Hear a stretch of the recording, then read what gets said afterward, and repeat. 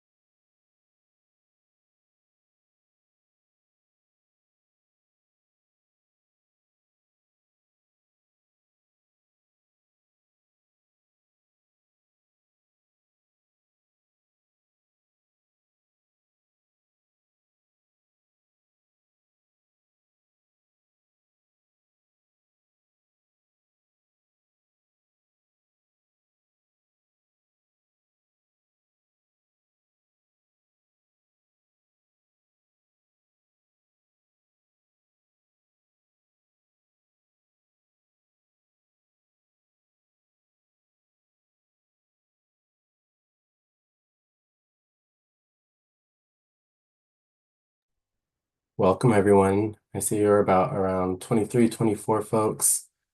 Steph, do you think we should go ahead and start, or do you want to wait a couple more minutes?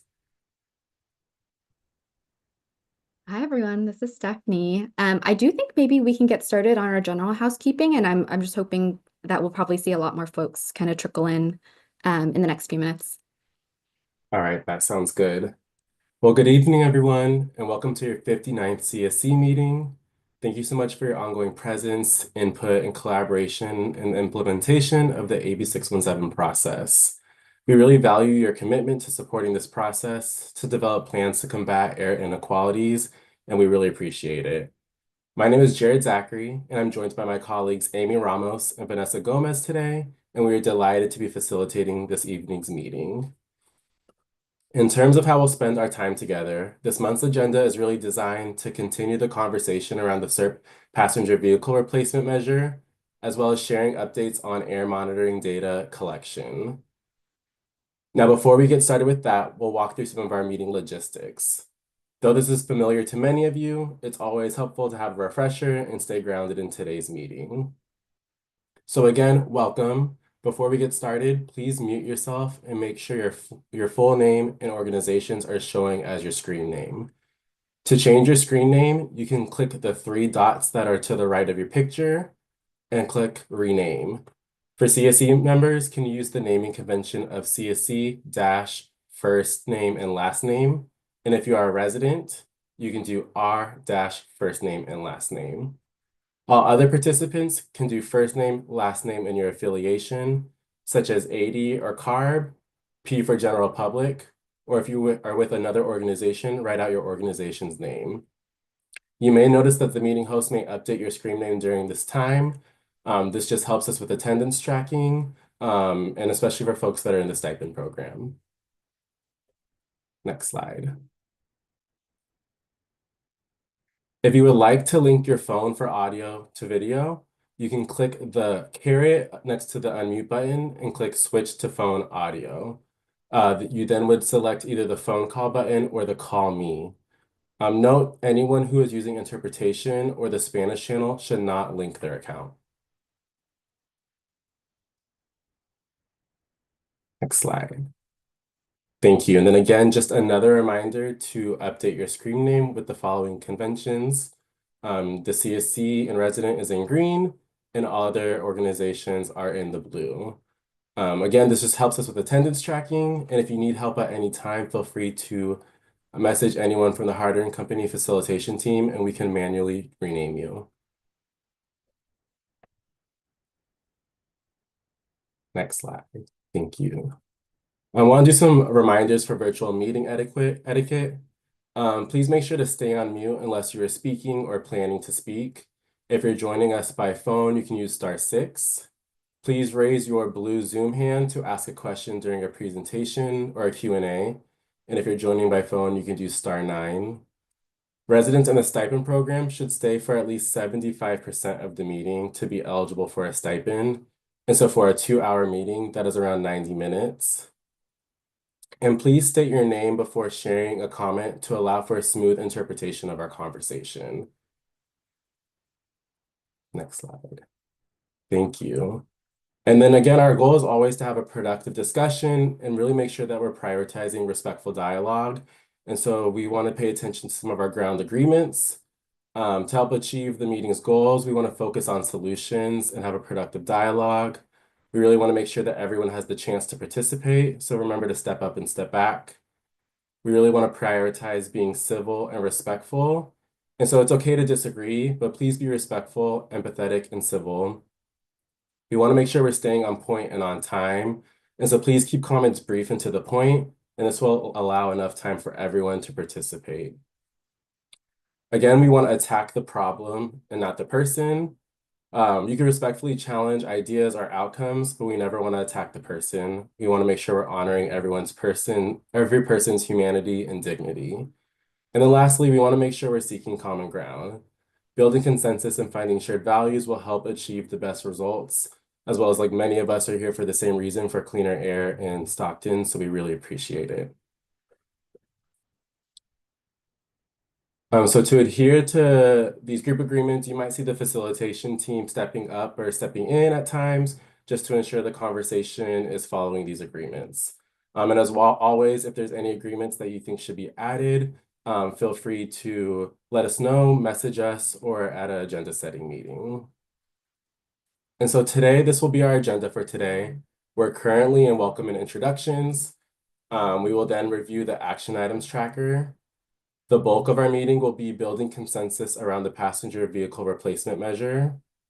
We will then have an air monitoring update, and then we'll close out the meeting with standing updates, wrap up, and public comment. Thank you so much, Vanessa. You can stop sharing now. So before we dive into our meeting, we are always excited when we can have a community co-host, and we're excited to have Hector as today's co-host. So thank you, Hector, for agreeing to be our co-host, and I will now pass it to you for some welcoming remarks. Thank you, Jared. And again, thank you again for the opportunity to be able to co-host this meeting. I know the work that we do here is super important. It does really go a long ways to change people's lives in South Stockton, give them opportunity to really take advantage of some of the incentives that we vote on and that we come to a consensus to. And hopefully we can keep that process going today. So other than that, I'm just glad to see everyone here. I'm glad to see everyone participating. And always thankful to see a good turnout. I'll hand back to you. Thank you so much, Hector. We really appreciate it, and we're looking forward to hearing your insights throughout today's meeting. And so now I will pass it to Stephanie from the Air District for some welcoming remarks. Thank you, Jared. Hi, good evening, everyone. This is Stephanie Ng from the Valley Air District. I'm a program manager in our Community Strategies and Resources Department, which oversees the implementation of AB617. I just wanted to thank everyone for joining tonight. I'm really looking forward to the discussion. And last meeting just, I think, is a constant reminder that I'm so grateful to work with such a committed and engaged group of folks in the Stockton community. I wanted to especially thank Hector for volunteering to co-host and supporting reviewing the presentation and helping us put together this agenda. So yeah, I'm looking forward to tonight, and thank you all for joining us. Thank you. Yes, thank you, Stephanie. Thank you, Hector. We really appreciate it. At this time, now we'll spend a few moments reviewing the action items tracker. As you all are familiar, the action items tracker is a tool that we use to help develop transparency and accountability between the Air District and the community. The Air District continually updates this tracker to ensure your voices are heard and progress towards implementing your suggestions. As a reminder, at the end of every meeting, we share action items and encourage any members to add any action items that should be tracked. As Rocio provides updates, please feel free to ask any questions and ask for any clarification. And with that, I will pass it to you, Rocio. Thank you, Jared. This is Rocio. Good evening, everyone. I'll go ahead and start sharing my screen so we can get started with the action items. Okay, can folks see my screen? Seems the head nods. Thank you. Okay, so today we have action items in the completed section, so I'll go ahead and go there. And starting off with the first action item, at the last CSC meeting, I know folks had a lot of questions as far as the passenger vehicle replacement program and where the funding is being used in this, as well as Valley Can's role in the program implementation. So we will plan to share more details about this in today's presentation. Moving on to the next action item was for the district to share Clean Air Room's digital flyers with the CSC to maximize the outreach efforts. And so we did go ahead and share this with the CSC in the February standing updates email. But if any folks are interested in receiving hard copies of the Clean Air Room's flyers, just reach out to me and I'll be more than happy to mail those over to you. Moving on to the next action item, this one was for the district to follow up with James about the mini grant application. So our outreach team did reach out to James and, shared the information for the mini grants. And he did go ahead and connect us with someone who is interested in participating in or taking advantage of the mini grant. So thank you, James, for making that connection. And moving on to the last action item, this one is from a few meetings ago. The CSC was interested for the district to analyze and present air monitoring data from the 4th of July fireworks season. So there's a presentation prepared for today where our air monitoring team will review this information with the CSC. And that is the end of the action items. I'm happy to pause here and see if folks have any questions on any of these.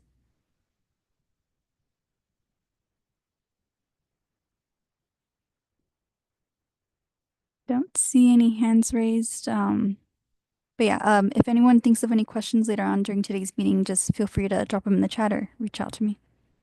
Thank you. Thank you, Rocio, for providing us with those updates on the action items progress. I think we are now ready to transition to continuing our conversation around the CERT passenger vehicle replacement measure. As a friendly reminder, the passenger vehicle replacement program aims to reduce emissions in the community by encouraging residents to trade in their older vehicles and replace them with newer, fuel-efficient models. The passenger vehicle replacement program has been in high demand, and residents have utilized all funding, meaning that outreach efforts have stopped and this program is fully paused. During last month's meeting in February, you all raised some concerns around funding reallocation to this measure. And during our time today, we will be going through an in-depth presentation that breaks down the program status, the process, outreach measures, and reallocation opportunities. Similar to last month, today, the Air District is going to be proposing shifting $4 million from the heavy-duty truck measure to the passenger vehicle replacement measure to continue supporting residents' interest and demand. The goal at the end of this presentation, and once your questions and concerns have been addressed, is to come and gather consensus on whether to move forward with reallocating these funds. I will now pass it to our co-host, Hector, to share a bit about his thoughts around this measure. Thank you again. So I know that with our discussion, there was a lot of questions about how these numbers kind of worked out. I know we were looking at per vehicle, and there were some concerns about per vehicle, what was the cost overall with the fundings being spent and with, are we getting the best bang for our buck, honestly? I think that just meeting with Valley Air District, I think they were able to put together some information to really kind of break down the numbers more clearly and be able to go through the numbers, and we'll get a better understanding of, the costs that are associated with this program. So hopefully it can clear up a lot of the questions that we had the last meeting, and we can, alleviate some of the concerns that we had.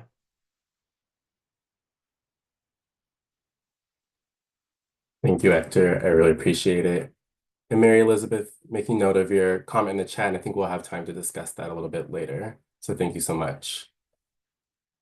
So yeah, thank you again, Hector. We always appreciate it when we have co-hosts, as they really provide some great insights being in the community. As Stephanie is going through the slides today, she'll pause and ask for questions, but please feel free to raise your hand, type in the chat, or unmute yourself at any times to ask for some clarification. I will now pass it to Stephanie, who will be going through the presentation. This is Stephanie. Thank you, Jared. And again, like I mentioned at the start of the meeting, I just wanted to thank everyone for such a fruitful and engaging discussion last meeting.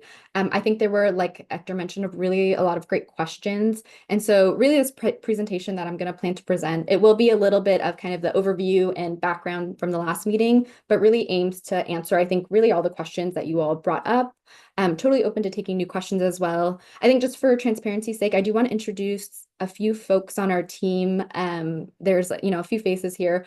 We have Rocio, as you all know, and we have Cass and Heather that are joining us from our outreach and communications team.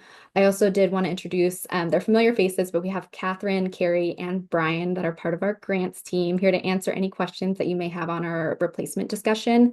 And we'll kind of move to them in a little bit here, but I also, while I'm introducing folks, did just want to share that we also have Brad and Corinne joining us here. I know for those that went to the in-person meeting, they probably recognize them because they came out in the van, our monitoring van, but they'll be here to give an air monitoring update later in our meeting. With that, I will go ahead and get started with the presentation. If you'll humor me, I do have a few slides that might look familiar. I didn't want to kind of jump right into it in case there was anyone that wasn't at our last meeting. So I'll start with a little bit of introduction of kind of where we got here. In the last meeting, we did discuss this really great opportunity that we do have with our passenger vehicle replacement program, and that it's been pretty, early since we've opened it. But we've pretty much exhausted the funding in that measure. We are to a point in that measure where we aren't, continuing events because of, the lack of funding in that measure. And so anytime we've gotten to this point where we see kind of the need and the demand in the community and in the SERP, we've come to you with these funding reallocation discussions. And so that's kind of how we started. And today I'll kind of present, again, responding to some of those great questions that you all had about the program and digging a little bit more into the numbers. So just by way of a little bit of background, originally in the SERP, there was 800,000 allocated to this measure. And as a reminder, this measure is to replace older vehicles. We're looking at, older vehicles, so like 2006 and older, really. So the oldest and kind of dirtiest vehicles that are out on the road, and looking, giving funding to folks in the community, residents, to transition and to trade out their old vehicles for newer, cleaner options. So pretty early on last year, during last year in the May meeting, the CSC had supported reallocating $2 million due to the high demand that we had already seen in the Stockton area from the valley-wide program that we do have here at the district. And so that new allocation that we had was $2.8 million. And really, about 6 months after the program opened, we really did already kind of see, thanks to all the great outreach that, our partners at Valley Can did, and the outreach and discussions you all have with your neighbors and friends, we have pretty much exhausted funding in this measure. Just as high-level summary, there are 137 applications that we received, again, to replace old polluting vehicles with either used or new plug-in hybrid or electric vehicles. To date, 61 residents have completed the transaction through the AB617 program. And I will pause here because I know this is what brought up a lot of questions. In the last meeting, you all saw the number 65, and I had mentioned there are some people that went through the program in Stockton that we didn't use AB617 for. We kind of pulled from our district-wide program, and for that case, for when we kind of looked a little closer at the number and reconciled that, there are 61 people that have fully gone through the program, the AB617 specific one. I know that this was a kind of a point in which folks wanted to see a lot more information. And so to kind of give you all an update and really dig a little bit more into the numbers, I'm going to go over this table that kind of describes where we stand with funding in this program. Just to orient you all on this table, we're going to start at the very, very top with that 2.8 million. And each row is kind of aligned with some kind of work and kind of status of where people are in the application process. And essentially, as I go line by line, we'll kind of zero out and get pretty much to kind of where we are with the current standing of funding. So like I mentioned, we have 2.8 million allocated, and we do have a certain amount of funding that's set aside to allow us to successfully administer the program. We partner with Valley Clean Air Now, or Valley Can, and really they're doing they're touching pretty much every single part of this program. They, like a lot of you all know, because you get our emails when they happen, they host a lot of events in the community. They assist applicants and also dealerships. They answer questions, help people go through the program. They help complete the transactions and help make sure people are paid at the end. There were a couple questions just about where that amount came from, and really that amount it is up to $420,000. It is, that 15% is the state standard, and it really is only reimbursed for work that is completed or costs that are incurred. And so it's not that we're flat kind of paying anyone to, here's 420, do what you want. It really is, we need to see you've done an event, you've helped applicants through the program, whatever it may be, it is only reimbursed for the work that is done through the program. And to give you all kind of a sense, to date, we've received and kind of paid out about $30,000 in these administrative funds. So again, only work that's it's a reimbursement basis and only for things that are done. In that next category, and this is the number I mentioned in the last slide, there are 61 people that have fully gone through the program, which is awesome. They have got their vehicle replaced, they've been paid, and that's about $832,000 in funding. Kind of moving down the line, there is also a group of applicants.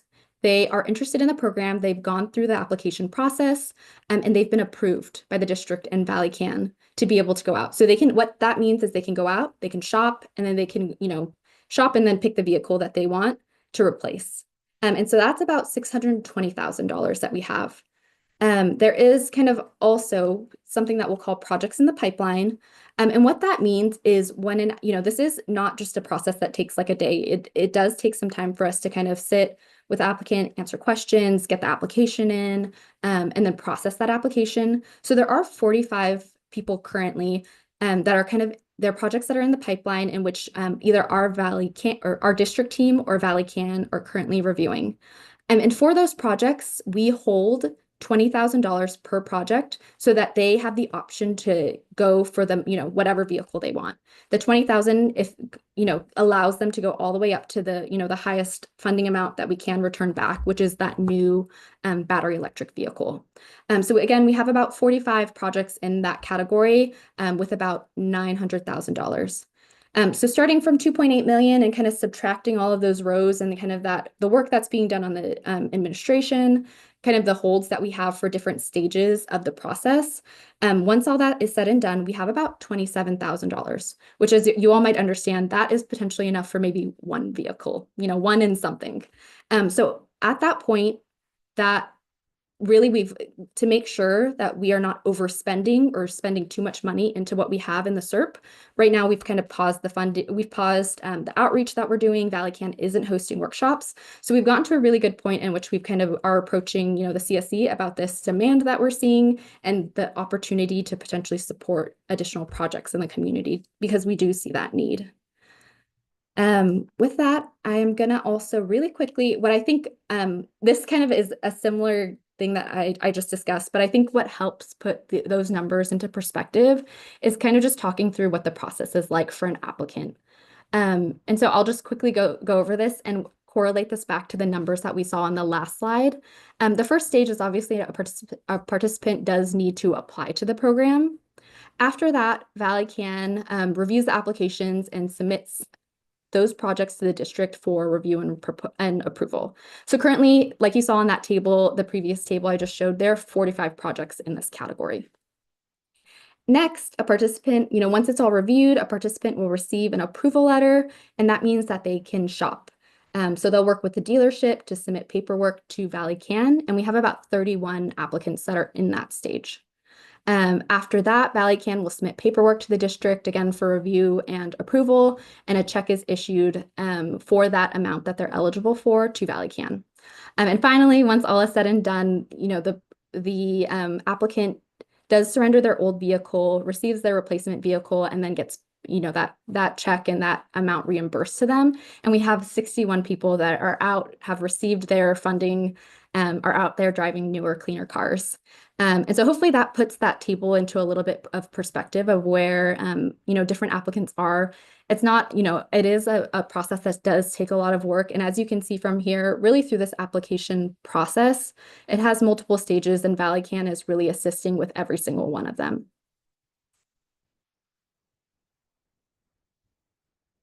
I can't see the chat right now, but maybe we'll stop here to see if there's questions. Jared, let me know if there's anything in the chat I'm missing. No questions currently in the chat. I see, Catherine, that your hand is raised.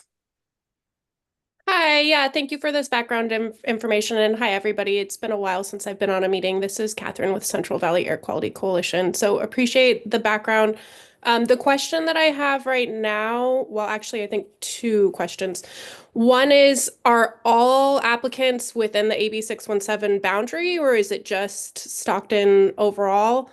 And maybe a bigger picture question to pin for after the presentation, but wondering the status and kind of comparison of other measures that were community priorities like vegetative barriers and things like that, because it seems like, I mean, I guess related to this presentation, $4 million is a lot, and there's only like a year left to spend it, right? So I guess maybe a little bit on the feasibility of being able to use the money in the time limit that's set on it.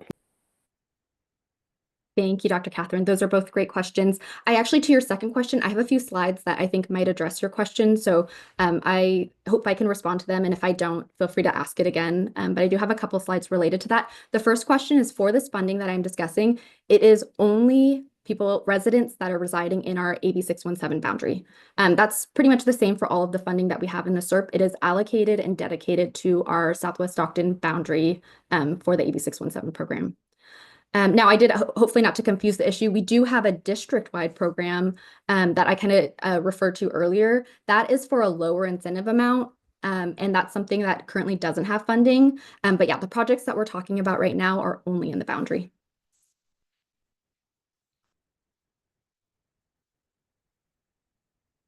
With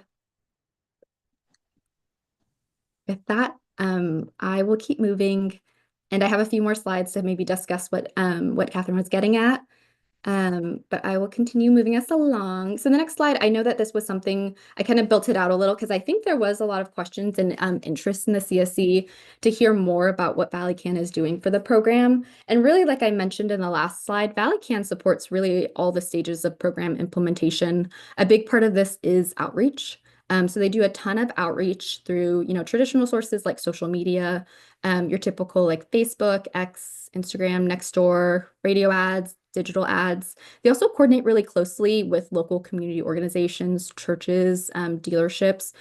They do work really closely kind of with the community and are in the community, kind of having those conversations. Again, like I mentioned, they assist interested residents through the entire application process.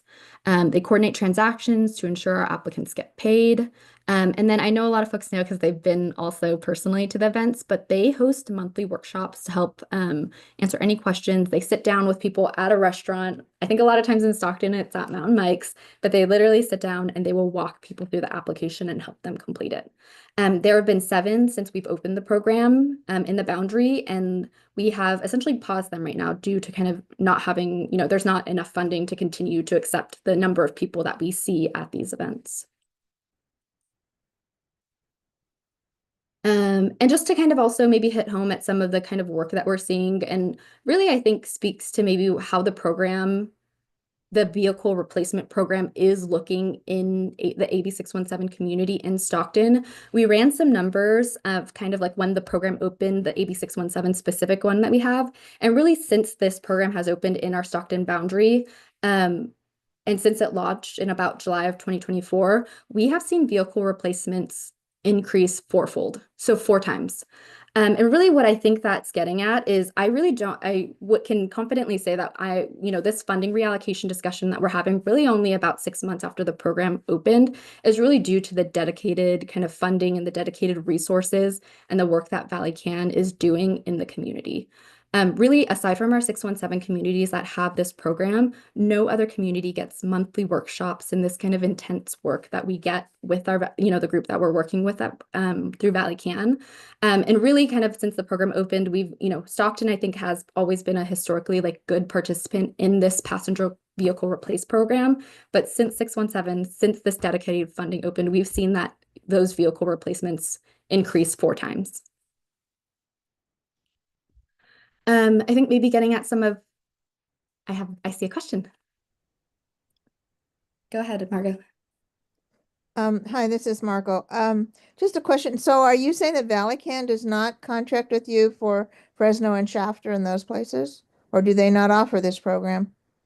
This is Stephanie. Thanks for the chance to clarify. They do. What I was maybe meaning is aside from our AB617 communities, and so the 4 of them we have through, here at the Valley, that Margot was referring to are Fresno, Shafter, Arvin, Lamont, and of course Stockton here. You all through AB617 get really concentrated and really focused resources from Valley Can. You all get monthly workshops, whereas kind of in our valley-wide replacement program, they rotate really throughout the whole valley. So, one day they might be in like Lodi, one day they might be in Visalia. No other community is getting that kind of really intense like monthly workshop and really like close coordination with the Valley Can staff. But yes, they are working very similarly that they do in Stockton, in our Arvin Lamont communities, in our Stockton communities, and in our Fresno communities. You all might notice that there's like a kind of a recurrence of the day that they're in Stockton, and that's because every single Monday they're rotating through all 4 of our communities.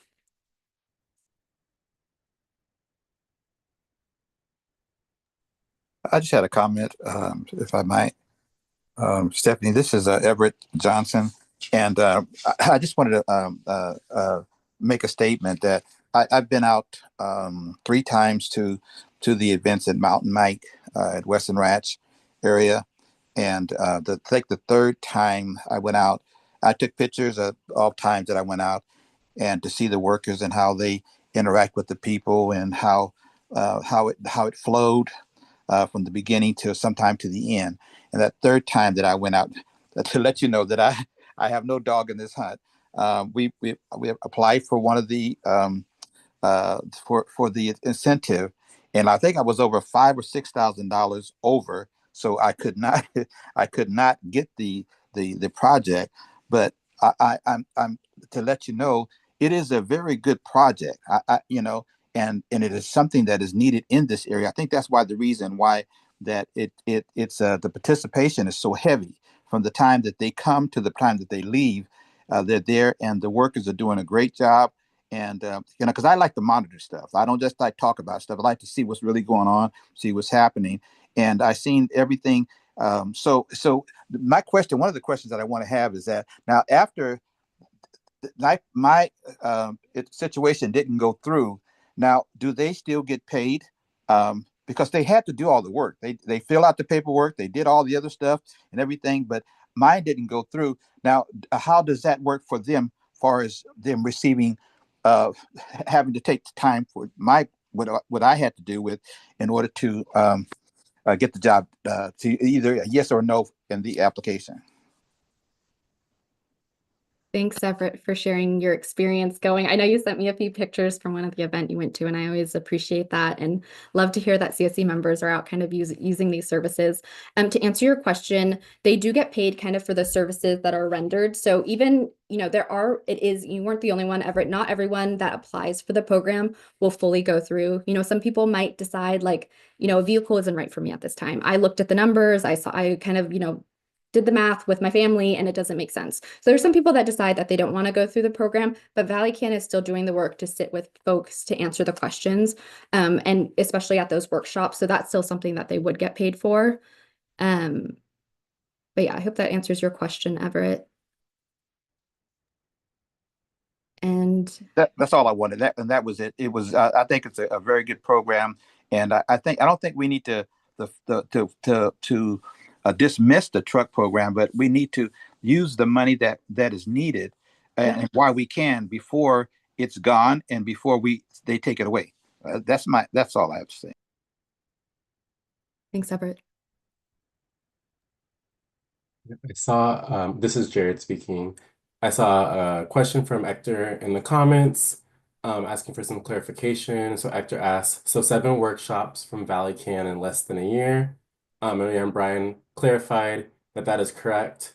1 per month since June until there were enough applicants that would take up all of the available funding. And yeah, so thank you for answering that, Brian. Actually, I actually think that's a really good number. 7 workshops. We all put on workshops. We know how difficult it is to get people to attend workshops. So, kudos to that. And then Stephanie, I saw Jazz Marie and Bobby had their hands up as well. Hi, everyone. This is Jazz Marie. I just wanted to say I think that it's awesome how much engagement we have on the vehicle replacements. I just think that I'd hate for it to turn into a slippery slope of funding being moved from the measures that are harder to get engagement into I know that this was like a pre-existing program for the Air District. And so I just want to, put out there that I don't want to see us continue to move money from the measures that are hard to move forward. That's, yeah. Thanks, Jazzy. I hear that sentiment, and I do actually, if it's okay, I have a few slides that I think maybe get to the reasoning behind why some of these funding reallocations take place, because I agree with your sentiment and I agree with Everett's sentiment that I don't think we want to leave trucks behind. We recognize that it was prioritized by the CSC and it is like an important measure that does get a lot of emission reduction. So I do, if it's okay, maybe want to go through a few more slides that might address that. Cool. So I just wanted to talk a little bit just to kind of talk about where we are just in terms of the need in the program and really opportunities that the CSC kind of has at this time. Is we have continued to see high demand in this program, including at those workshops. I think overall, sometimes I even wonder, I'm like, we've done so many of these workshops now, maybe they're going to get quieter. And I don't think that's what I'm hearing from our Valley. That is not what we're hearing from our Valley CAN team. They're continuing to report every single workshop, before we pause them, continue to be well attended and busy. So I think there is still a lot of that demand that we're seeing in the community. And I think really part of that is at this time, only AB617 communities have access to this type of funding to be able to go through this type of program. I've mentioned it a couple times, but we do have a district-wide program. It's throughout our whole valley. And it is at a lower incentive amount. There is an enhancement and a higher incentive amount that we offer to the 617 communities. But regardless, even for that valley-wide program, currently funding is fully exhausted. And there really is no, we don't have a great understanding with things kind of going on in, the state legislature and all of that of when this funding can return to the valley. So it's just in our 617 communities right now. And really our commitment to you all has been, as we understand the demand kind of across programs, we are committed to working with you all to reallocate funds to measures, as we need. And really to make these kind of allocations happen, we will work with you all to identify, again, those measures and kind of that are not moving as we expect and really slow progress. And really, I know I've talked to a lot of folks about it, and we've highlighted this at every single, at a lot of our, especially when we talk about budget, is I think something really important for us to recognize is kind of the time, really like the timelines that we have around this process. As much as I want to continue working with you all in this, process in perpetuity, we have with the SERP kind of as designated, by the state, the SERP is a 5-year program. And like Catherine had mentioned, our 5 years ends in July of 2026. And so we are committed to working with you all kind of early and often to make these conversations happen so we don't get to July of 2026 and have this funding that hasn't been spent in the community, because there are deadlines associated with this funding. So we do need to spend it in a certain amount of time. We've kind of, just to give you all perspective there, Stockton was a community selected in the 2nd year of AB617. So we do have 2 communities that we've kind of approached this topic with that are kind of wrapping up their 5th year actually just last month. And I think something that we really learned from that process is that it's important to discuss these funding reallocations, really get an assessment of what's in the SERP as early as and often as we can. There was a question related to kind of how we kind of, what measures and how do we pick these measures? We really do kind of the process by which we at the district, abide by almost maybe like the guiding principles of what we follow when we kind of make these decisions and bring them to you all. Is this really kind of comes out of identifying really high demand CERT measures. So what I mean by that is we are seeing kind of that demand among community members. Residents have come to our workshops, they've let us know that they're interested, and we still see that demand kind of with this CERT measure. And so we're seeing that low funding, we're seeing that demonstrated need in this measure. And really the opposite side of that is if, this needs to happen, we do kind of, again, work to identify measures kind of with little to no interest that aren't progressing as we expect. But I think to the sentiments of we don't want to like forget about trucks, if there is funding remaining after reallocation, which is true for this measure and this reallocation we're talking about, we will of course still seek opportunities to spend funding in that measure. And just as a reminder to you all have actually supported a lot of funding reallocations to in-need measures where we followed these kind of same guiding principles. Some recent examples is we did have moved the $2 million really recently at the just last year during the in-person meeting. We've done it in the past to reallocate funding to more to Stockton Unified to actually change out a lot of equipment that they were interested, their lawn and garden equipment. We've also made the funding reallocation to support our residential lawn and garden program. And what that has allowed us to do is host really cool events. And tonight I'll make an announcement about a future event that's coming up, all thanks to kind of the funding allocation that you all decided to support in a previous meeting. So those are just some examples that we've done in the past. We've done more than this, but these were just a couple that I thought I'd pull. And I will also discuss kind of course, I mean, the other side of this conversation of the measure that's going super well and we see the demand are measures that we maybe are seeing slower progress in. I know we've talked about this across several meetings now, but we have a heavy duty truck replacement measure, and we have $10 million allocated to this measure. It is, I mean, we as a district recognize this is really a super important measure, and I think the committee obviously has prioritized this as well. So we have been conducting kind of outreach with local businesses. We attend truck events, but we kind of try and reach out to anyone that we think could be interested in this program. But we are continuing to see challenges with that technology, that electric technology, and finding kind of folks to apply just based on what we've heard of, businesses feeling a little bit uncertain about whether or not electric trucks fit with their operations. And I think really in this kind of like new change in the administration, we're not anticipating this measure to get, any easier. We're probably anticipating some more challenges getting folks kind of in the door.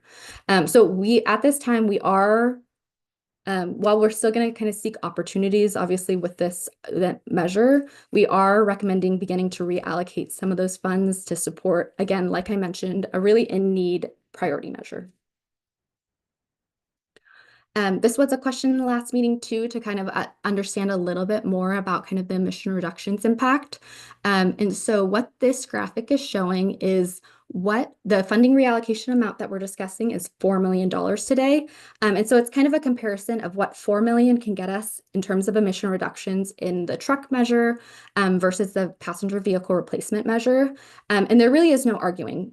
Trucks are, as we all kind of know from, I think you're experiencing the community and what we see, trucks are really like high, polluting vehicles, and they have high, it is a very, very good and important way for us to reduce emissions of changing out trucks. And so with that $4 million, we could look to replace about 20 heavy duty trucks and reduce about 83.6 tons of pollution. And kind of on the vehicle side, $4 million can get us about 2.3 tons of pollution reduced. But it also gets us a lot more residents kind of in the door that can take advantage of this program. So through 245 plug-in hybrid and electric vehicles, again, we can reduce about 2.3 tons of pollution.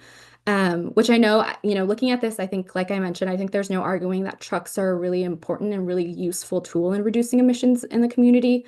But like I mentioned in the last slide, kind of the reality of what we're seeing in the environment today out in the world is really no interest in applicants in the measure so far. So I think maybe a more, something to keep in mind is it could be the case that we get 2.3 tons of pollution and we're able to support 245 residents replacing out their older vehicle. or potentially, no trucks and no emission reduction benefits. So that's something also to keep in mind as well. And so this will kind of close off our the presentation. I know it's a very familiar slide, but what we are proposing today is to reallocate $4 million from heavy duty trucks to our passenger vehicle replacement program. That change in funding, if it's supported, will support about 245 additional residents in the community, replace their vehicle with something cleaner. And then if not, then we will, the AB617 program that is, like I've mentioned, it's pretty much closed at this time, and funding will stay in the truck measure. As a reminder, though, even with this $4 million reallocation, there is still $6 million in trucks that we will still continue to we will still continue to do the outreach. We will still continue to have those conversations in the hopes of getting, of course, those the rest of those truck replacements through the door. One other thing I will kind of close off, because I know I had a few conversations with folks, and I think something maybe to keep in perspective is, and a really good thing about this program is it really is, out of all of kind of our incentive measures that we have, really one of the highest, and like the program that residents can get really the most and the most benefit out of, one of our incentive measures. It's, again, like I mentioned, no other, our valley-wide program doesn't have these high incentive amounts. It really is only through 617 that folks can take advantage of, really up to $20,000, which I think for a lot of people makes a pretty big impact on a purchase of a vehicle. Vehicles are really expensive. Probably for someone, it's maybe the one of the most expensive purchases that they're going to make. And this is really one of the programs that we have that really is catered towards truly the residents. It's not going to a government organization. It's not going to a business of some sort. And so it really is one of the main ways that residents in our in our boundary can take advantage of some really high incentive amounts and make a really big impact in kind of their day-to-day life. So with that, I might actually stop sharing so I can see everyone's face, and I'm happy to take any questions or comments. Yes, so this is Jared speaking. Yeah, thank you so much, Steph, for walking through the slides. I can read some things I saw in the chat before we transition to discussion.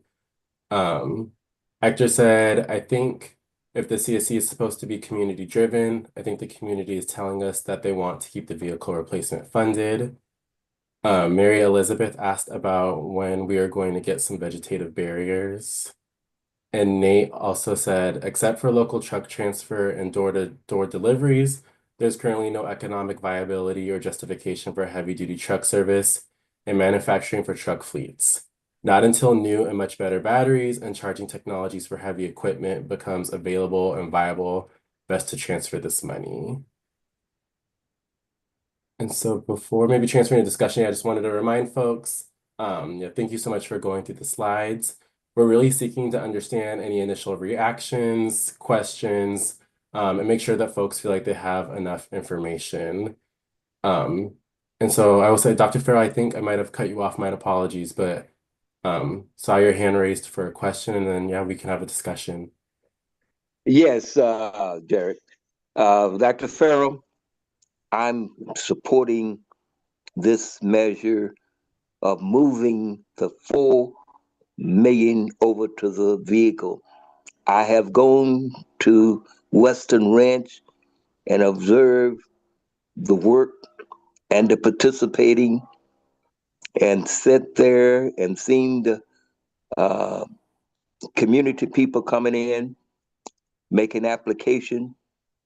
And I'm aware of several people that have gotten their vehicle and they are very happy with their vehicle. Now, I haven't got one because I do a lot of long distance travel, but these people are very happy with their vehicle. So I'm in favor of it. We need to move it over, and my vote and recommendation is that we do this tonight.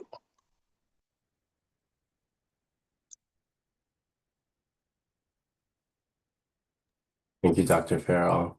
I think I saw Hector, then Dr. Catherine, and then Margot. Everyone.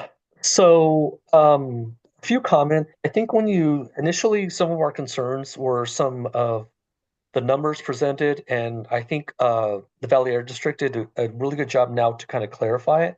And if we look at the numbers and run the numbers, I think it looks a lot better now when with the clarification. Even with the 64 vehicles so far that have been replaced in someone's house that they're currently using, that's they use up about $800,000 on that. And when you do the math, it comes out to just about 12,500 per vehicle, which isn't too bad. 800,000 seems like a lot of money, but when you actually break it down per vehicle, it makes a whole lot of sense. I'm in favor of this. I think that, you know, again, the community is showing us what they want to do and what they want as far as their community needs. This goes a long ways to kind of meet those needs. Um, and I think Valley Can, you have to have that money there available to put on these events to get people to utilize this, because it's not just putting on the events, it's actually walking through the whole process. And we saw the slides of the whole process. That's time consuming. That's making sure that everyone gets paid, that the incentives get used right at the time of purchase, so that there's nothing that's coming out of pocket. It's not a rebate, right? It's right there at the time of purchase. So that goes a long ways to kind of get people to effectively use this, so that they're not sitting there waiting months on end for a rebate. So, in my opinion, I think I agree with some of you guys so far that I think this is an effective program. I would like to see more of the funding moved over there to keep it going.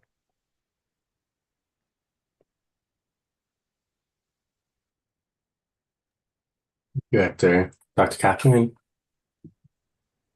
Yeah, thank you again for the information and the presentation. I want to echo people's comments that I really appreciate the program's success and also the benefit directly to residents. I think those are really important. I do have two questions and then a comment, and I'll pause after the first question instead of doubling them up.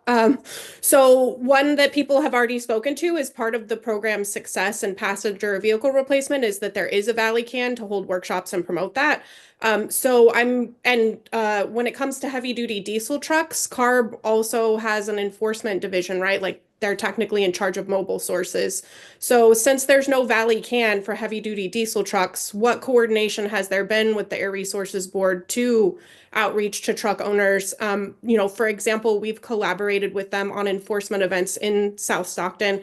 And as far as I'm aware, I don't think that they've had flyers or information about the fact that there's funding available. And if they did, they could. Obviously, I can't speak for CARB. They're on the line. So they can clarify if I'm wrong, but like that might be another opportunity for them to have the information to give directly to owner operators so that they're aware of this program and potentially increase the amount of applications. So first, if you could just speak to the coordination with CARB and also like if there's anything else beyond Air District outreach to truck owners. This is Stephanie. I might take first cut of it, and maybe Brian, if you have anything else to add that doesn't answer, feel free to pop in. I know that we've done a lot of kind of outreach to local businesses in particular. I know we've worked where I think we have a high concentration of trucks in the community is the port. And so we've worked really closely with Jeff to work with the tenants that are in the port to get them involved. I do think even from that relationship and that interaction, we do hear again some of those challenges and hesitancy with folks, especially for folks that are driving kind of long distances.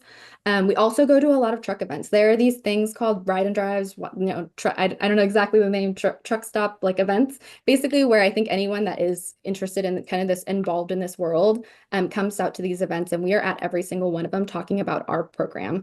Because really, I think those events are highlighting a lot of, the technology, letting folks really experience what they are like. I think even in some instances, they get to drive them and see what they're like. But we are also there at these events, letting folks know that we have the funding for them to help them make that replacement. And so I think those are a couple of examples, but maybe Brian, I saw you unmute if you want to add anything.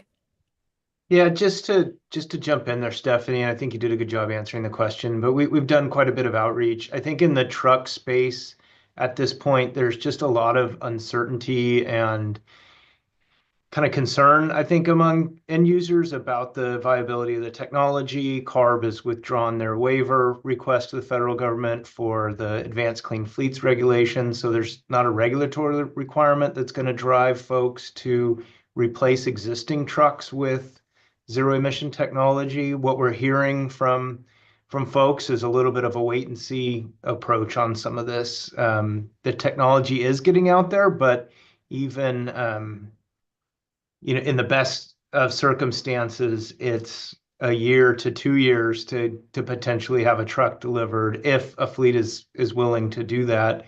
You're seeing some of the big fleets, the Fortune 500 companies of the world that are trying to reduce maybe some of their greenhouse gas impacts and things like that, move to some of this technology. But as far as like the day-to-day end user, truck driver, they're really hesitant to make any changes at this point, even with available funding. So I think it's something that in 5 years from now, in the truck space, you're going to see some big changes.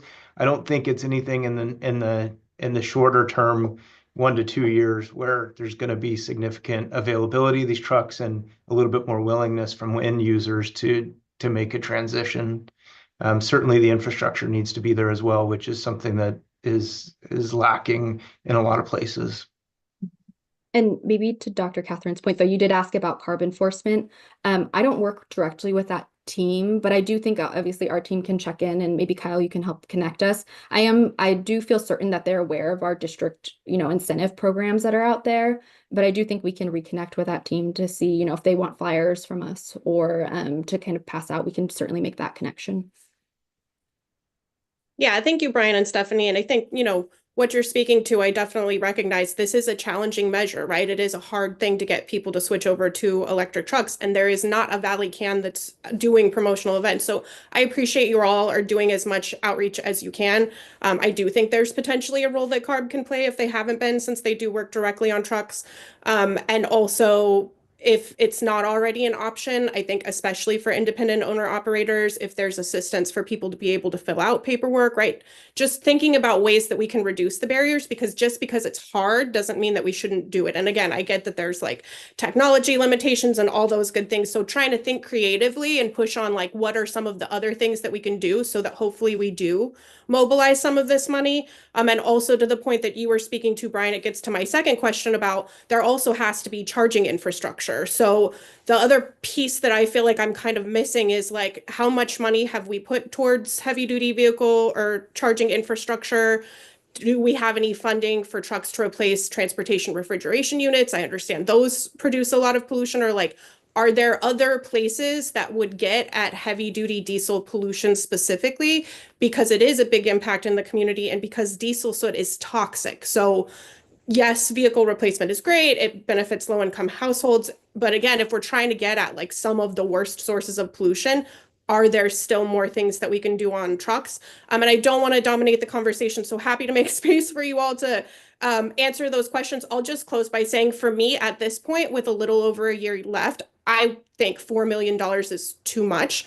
I would prefer if there was an option that was not like, yes, 4 million, no 4 million, like maybe a little bit less at this point so that we can push a little harder, because the heavy duty trucks are a lot more expensive. They are going to cost a lot more. So the more we take out of that, I think the more we limit our ability to mobilize that. Plus, I don't know where else we could put it. So I'll stop there, but definitely would be interested to hear either now or maybe at a future meeting, like what are other measures that we have that would get at heavy duty diesel pollution?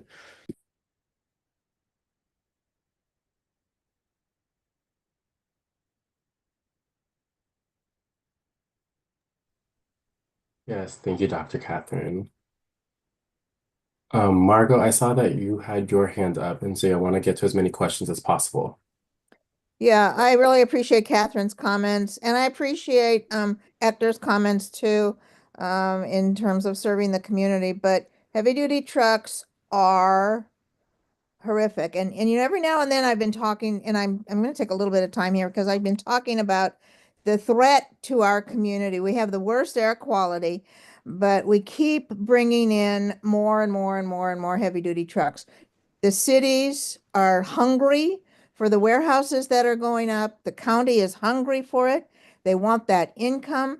And the heavy duty trucks that are being brought are, I mean, they're just thousands per day, you know? And when I saw your slide saying that for $4 million, we could reduce, in heavy duty trucks, we could reduce it by 83 tons of pollution. And I don't know how they're calculating that. Is that per annually? I don't know. And or we could reduce with the autos 2 tons. I mean, there's a huge difference there. And one of my frustrations with this whole process, which I love dearly, you all know that I've been here all the time, is that I'm not sure we're making a difference. It feels like if things are getting frittered away, even though they're making a difference for people, because we can't do this and we can't do that, and this isn't happening and time is a crunch. The time is really crunched, and I don't know what the answer is. I saw Mary Elizabeth's comment about what about the green barriers, and I'm not going to vote against this tonight because I do think we need to use our money and our time is limited, but what are we doing here? We had this great grant. The city was on board. The city received it, and the city did nothing to help along with it. I mean, they don't even come to the meetings anymore. And we have a new mayor, and she's interested in this kind of stuff. Maybe I don't know. I didn't see if she's here or not, but just food for thought. I just, I just, I'm just very sad with where I feel like we're at because I really wanted this to be successful and to show a difference in our efforts. So just comments. I'm going to ask if we can have a discussion at one of our future meetings about, maybe Carb can present it about the heavy duty trucks and how they envision where we are and where the state is going. I know there's been things are being axed everywhere right now. And I'm very sad to see that. But gosh, we're the worst in the state. Other cities, Rockland and Sacramento and those places, they can fight. They're fighting the warehouse growth. And we sit here and we fight it, but it's like pulling teeth trying to get the cities and the county to change. And maybe we need to do education there. If they would pass an ordinance, then CARB wouldn't have to do the heavy work. Okay, now I'm ranting. I'm going to stop before I get angry birds again. But I hear what you're all saying. I hear what Everett was saying. I'm very pleased that he has such good response to the effort, and I'm not going to oppose it, but I'm very, very unhappy. That's all. I'd just like to make another comment. This is Everett again, I did on what you see. I think the whole thing is perspective, and we have to look at the whole picture of what we're dealing with, far as not only the infrastructure, because we're getting the infrastructure for the cars, but we're not getting I know the state has started on some of the infrastructure, and I like to did on what Nate said, some of the things Nate said, because it's just true. Not only is the infrastructure for the trucks, but it's the working on the engines, the working what happens when that engine needs to be repaired. What happens? There's other pieces to the puzzle. Then we have administration here that does not really care about electric vehicles and electric trucks and all these other kind of things. So we're, as Margot said, we're fighting a losing battle, but we cannot give up the fight. So, but we have to get what we can while we can, because if we don't, we're going to lose it. Thank you, Everett. And yeah, thank you, Margot, for your reflection. I think Stephanie was gonna, clarify some things in response. So go ahead.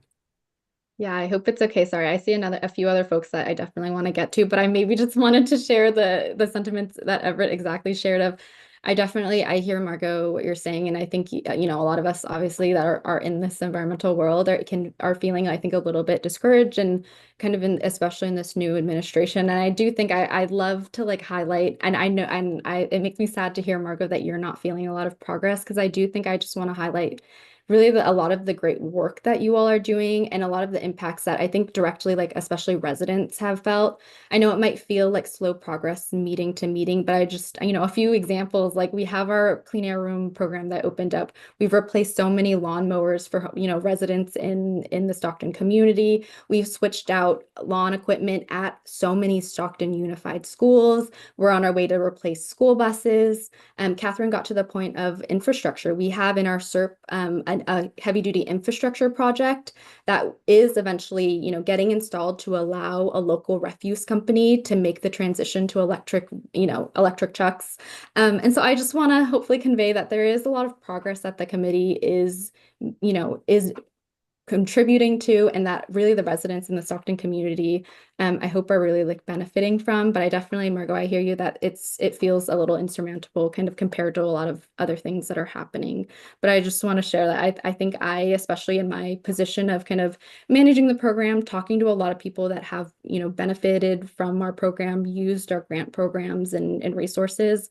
I've heard just so much, I think, appreciation and feedback for good feedback for this process. I So I maybe just wanted to respond in that way.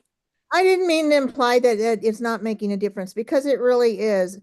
What I'm saying is that as we make these changes, other changes are coming in, exacerbating everything constantly, really exacerbating everything. And that's not on us. That's not, you know, but it's like two steps forward and 20 steps backwards. And it's very, very hard to watch. That's all. Thank you. Yeah, that makes sense, Margot. And yeah, appreciate you naming that. So thank you. Debbie and Hector, I see both your hands up. We have Kyle from Carb on, so just wanted to give him a chance to maybe hop in real quick, and then Debbie, you can go after Kyle. Well, sounds good. Thanks, Jared.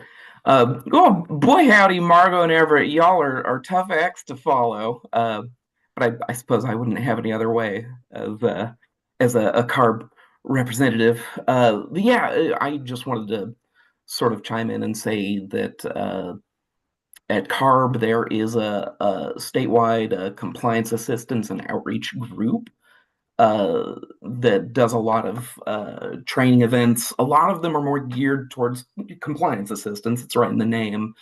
But they feature talk of incentives as well of all different sorts. They're constantly throwing on what are called one-stop events and other kinds of events. So certainly, I think my role here can of course be the go-between to help kind of bend some of their efforts, maybe to at least presenting in the Stockton CSC, but maybe even like having the group. Maybe we can get them to throw an event in or around Stockton or in the valley somewhere where maybe they haven't historically. Anyways, I'll let that lie there.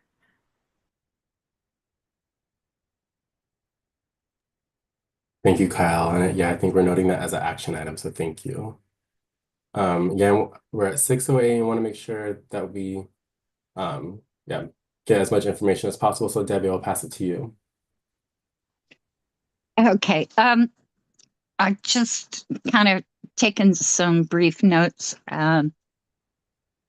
So if we're giving $20,000 approximately per new car to people to get that new car, and we're spending $12,500 to get that money to them, that's 62% of our output of that to the actual benefit. It's 40% of the total. That's an exorbitant amount of money. I don't know I don't think our other, but I could be wrong. Our other items that we've had have cost as much as far as getting the benefit to the consumer or, to the customer. 62% of the benefit is a lot. It's just a lot. 40% of the total, that's a little better, but it's still exorbitant to me. Debbie, this is Stephanie. Can I clarify something really quickly? Sure. I just wanted to clarify that the funding amount, someone can get up to 20,000 for a vehicle if they purchase that fully new battery electric vehicle. But not everyone, I don't know where the 12,500 came from. Somebody came, was it the gentleman from Catholic Charities? I think it may have been. I would like to know if that's correct. He said he did some math and that comes out to the ones that have been signed. Oh, I see. Yes, Let me finish. The ones that have been signed and the cars have been received or they're on their way, it sounds like, to getting approved or have been approved, that it's been about 12,500 given to CAN to get that money to them. Is that correct? No. Tell me how much it is. Yeah, because I thought we were going to dial down on that tonight because that was one of the things we raised that we had a concern with. And I thought we would do that, but I haven't heard anything about dialing down on that specific thing. This is Stephanie. Thank you for the chance to clarify that, Debbie. And I think I understand more and hopefully this makes sense. Someone can going through this program, someone can get up to 20,000 if they go for that battery electric vehicle. But as you all might recall, in the last meeting, I shared some statistics. Now that the program has been open for a little bit, we have some statistics about what people go for, what options they go for. And what we're finding is that overall, a good chunk of the applicants are not going for that battery electric option. They're actually opting for plug-in hybrids. And so what that means is if they're going for a plug-in hybrid, they get a lower incentive amount. And so kind of, I think what Hector was referring to is out of those 61 applications, on average, an applicant is spending, kind of getting back about $12,500 or about $13,000. That's the average amount that someone is getting back when they go through this program, because more people are going with the hybrid electric option, the plug-in hybrid version, rather than the battery electric. And how much is it costing us as an organization to hire CAN to help to promote this per month or per person? I'm sorry, per person that's approved. I don't care about the people that haven't been approved. It's per person that have been approved, because no offense, the people that haven't been approved don't go as far into it. So to me, that they don't really count as much. This is Stephanie. I'll start and team feel free to hop in. I'm going to share my screen really quickly here and to address that question and go back to what we can pay Valley CAN is up to $420,000, but that's only for work that's, that it's only reimbursed for work that's completed or costs that have been incurred. So far, we've paid Valley CAN about $30,000 for the work that they've done for this program. It's really hard, and it doesn't really make sense for us to kind of divide the applicants or divide it by the workshops that we've done, because ValleyCan really touches every single part of the program. It's not really how we get billed. Sorry, Debbie, go ahead. It sounds like you have a question. I'm not talking about, I'm really thinking that we need to dial down on effectiveness. And that's what I'm saying. You know, if you said about 65 people so far have got, so many people have gone through it, got their car, driving it, all sweet. And about another 31 or so are on their way, have been approved, and they're just looking for their car. So if we've only paid them 30,000, we can pay them that amount, but how much do we owe them? Do we only owe them 30,000 for that work? Yeah, Stephanie, maybe if I could, hopefully, Debbie, I understand your question. This is Brian Dodds with the Valley Air District, and I manage this program on the district side of things. So I think if I understood your question, you were wondering if we owe ValleyCan $450,000 if they get all of the vehicle replacement projects done. No, that's not what I'm saying. Okay. I would like to see how much we pay ValleyCan per successful, and I mean successful is they get a car. I don't care if it's a used car or a new car. They get a car per successful person.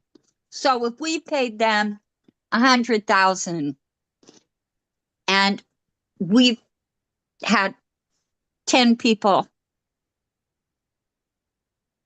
get cars, that means that we're paying them $10,000 per success. Understand what I'm saying now? Yeah. So Hector did the average. If we did 137 cars with $450,000, that'd be $3,284 per car. Now that, in order for ValleyCan to be reimbursed, they would need to have expenses associated with each one of those cars in order to be reimbursed for it. So they may or may not spend all of that money to get all of those transactions done. It really depends on the workload and the time necessary to assist people, and that varies substantially. But in order to get reimbursed, they have to turn in direct expenses to us detailing what those costs were, and those might be costs to have an event, that might be staff costs to attend a vehicle purchase along with the participant that's there, but everything has to be clearly documented and indicated what the expense is. I understand that.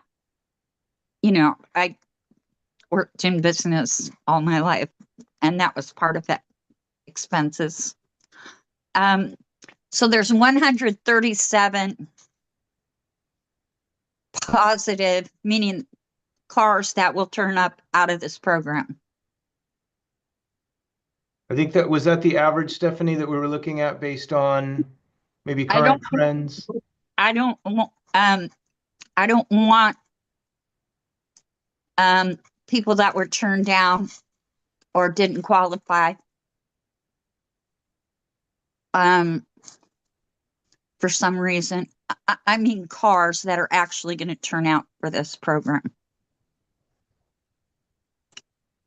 This is Stephanie. Debbie, you're asking how many cars we're expecting from that $2.8 million, right? Not for the proposed, yeah, from the previously approved money. Yes. 137. Okay. So it's 137. And he just said that Debbie, $20,000. Well, this is something we were supposed to drill down on. There were several of us that asked about the money. Yeah, I'm trying to get it clear, and I can't get it clear. And I want to get that clear in front of everybody. How much it costs per car to achieve somebody getting a car. Because it might not be as much as we think. If it's 137 into 420, that's how much it costs. So it looks like he said $3,600. So if that's the case, that's not a bad deal to me. And at this point, we've spent $30,000 on 60 something cars, so it's running under, I suppose, for those direct expenses. But they probably haven't turned in all their expenses and everything, have they? They're pretty good. We get weekly, claims from them for the expenses that are associated with these projects. Okay. Okay, but it doesn't look too bad, but I just I would like those type of things, the costs, because we don't deal with it so much as you guys approve it. And you deal with the contract part. I just kind of would like us to get on with it, and have that detail. Now, if we approve tonight, will it be the same percentage? Okay, yes. That's what I need to know. And I think everybody else needs to know that had questions last month. Because that's important. Yeah. For everybody to be clear and accurate on this. So, okay, thank you. Thank you, Debbie. For giving me the time. Yeah, this is Jared. Yeah, thank you, Debbie. And yeah, that was a good clarification. I'll pass it to you, Hector. Thank you. So again, when we're looking at the 50% cost, that we're setting aside for Valley Can, that's really, honestly, it's about average. A lot of us that get into the grant work, we know that when we apply for grants, we set aside 15%, actually 20% for administration. And that's really just the cost of it. So, they've been doing a lot. And again, they invoice for what the work that they do. And so far it does, and you're right, it does take a lot of planning, a lot of staff time, and again, a lot of hours to walk people through the paperwork. It's more than just, sitting there and putting on an event. They walk them through the whole entire process, and that's not, that's very time consuming. So there is a cost to that. And, for me, what I'm seeing is because it's so successful and they've been doing such a good job, that we are quickly, exhausting our funds. So I think right now I would like to set a motion that if we can do a vote to see where we're at, or if we need to talk a little more about it. But I would like to set a vote right now. A second.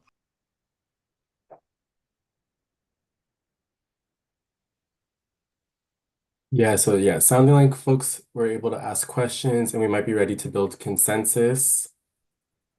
I can pull up a slide real quick. Give me 1 second.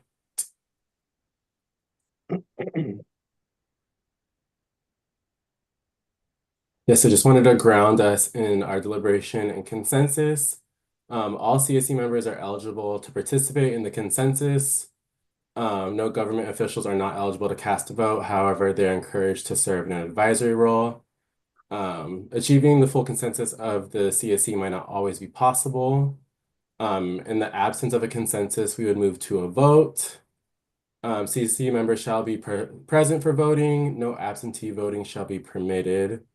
If a primary member is unable to attend, the designated alternate on the steering committee may deliberate in consensus and reasonable and equitable efforts to capture the perspectives of everyone, committee documents or related reports. And so, yeah, we'll ensure questions about the agenda topics are clearly answered. But yeah, we will be moving towards a consensus. And maybe Steph, this would be a good time to put that chart back up.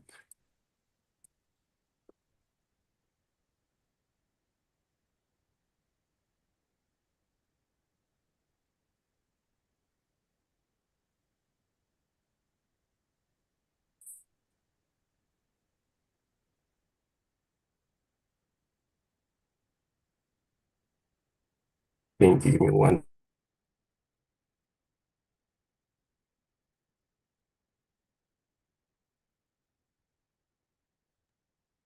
Yeah, so thank you everyone for your discussion today, all the great questions and clarification. I think was a helpful dialogue. We are now moving towards building consensus on the passenger vehicle replacement measure from heavy duty truck measures. And so a yes is to add that 4 million to passenger vehicle replacement measures, and a no is do not add 4,000 to passenger vehicle replacement measures. And so at this time, is there anyone who would like to state their opposition? If so, please unmute yourselves and let us know. I oppose. I oppose. Thank you. I also oppose. This is Jazzy. Dr. Farrell, I say yes. I'm looking out for our citizens who are driving and going back and forth to work. These vehicles are essential. I'm around these truckers as well. This is Margot. I'm going to, like I said, I'm going to vote for it, but I need enough said. Okay, this is Leonard Seawood, and I vote yes.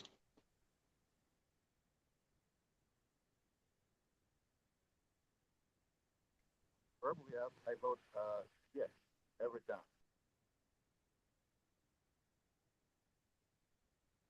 Hi, as sector, I voted yes. Stacy, I vote no.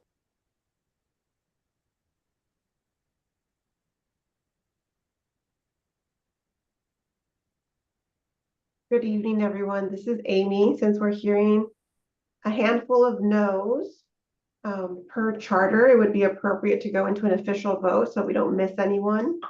We wouldn't want to miss someone in the chat or someone that unmuted. So I'm going to go ahead and break us out into a room, and you'll have someone from the air district or someone from the facilitation team. And all we'll do in those rooms is just say yes, no, and someone will tally up the votes, and then we'll show them when we come back in the main room. Mary? Why don't we just have a roll call vote right now? Because there's a lot of public members. There's a lot of people to go through. So we're going to go ahead and go into a breakout room. So How many people are voting members that are here? I'm going to go ahead and go into a breakout room, Mary Elizabeth.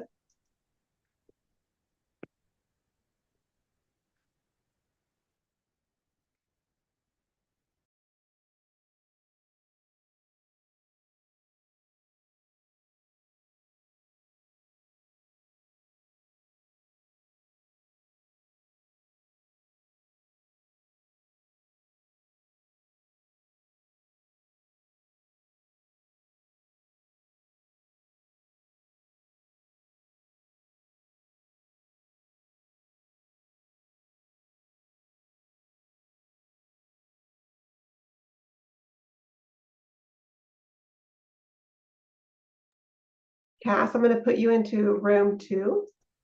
Okay, sounds good. Looks like for some reason it didn't add you. Can you choose room 2? This is Stephanie. I'm also just noting that we have a resident still here in the main room. Oh, I see 2 people, 2 voting members that still should be in a room.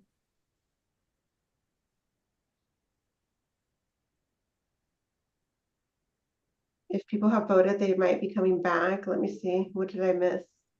Thanks. The one person, actually, Debbie, were you in a room? Okay. That was the one person. I think James might have come back, but I think I saw Debbie with us.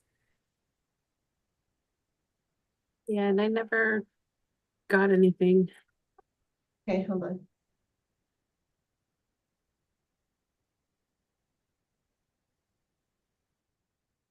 I see Debbie.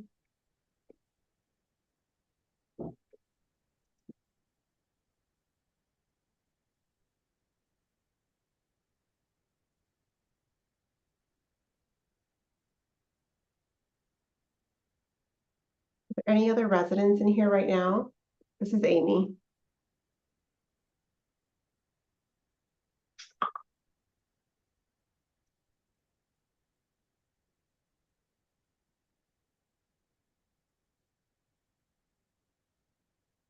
And as soon as folks are done tallying, you can come back. Heather, your folks, did Leonard vote in your room? Thank you.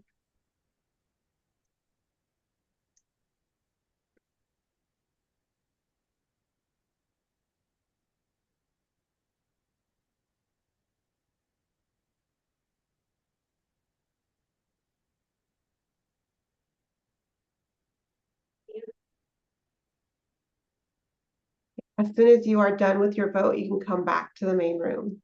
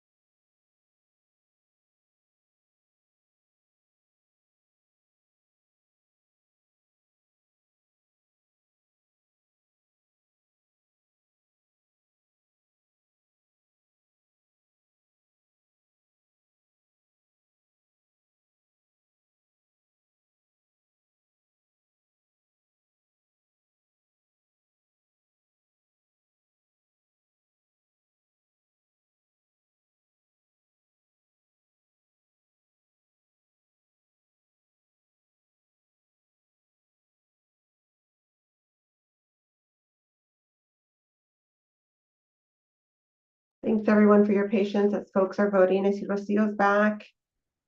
And I see Cass has casted votes. So we're going to go ahead and close out the rooms. And everyone should be coming back momentarily. Thank you all for bearing with us. I know it's a little extra effort to transition into breakout rooms. And it might feel like it's a waste of time, but it really does help us with accountability to really ensure that everyone who is present and is able to vote gets an opportunity to vote. So we really appreciate your understanding as we went into breakout rooms to count the votes.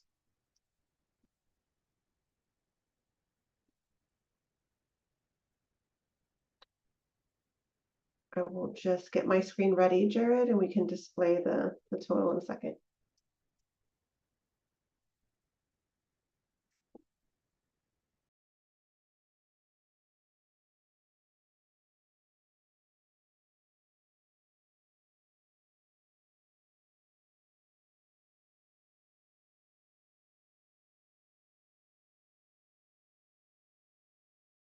Looks like we have 9 voting members in favor who voted yes and 6 who voted no. I'm going to go ahead and share my screen.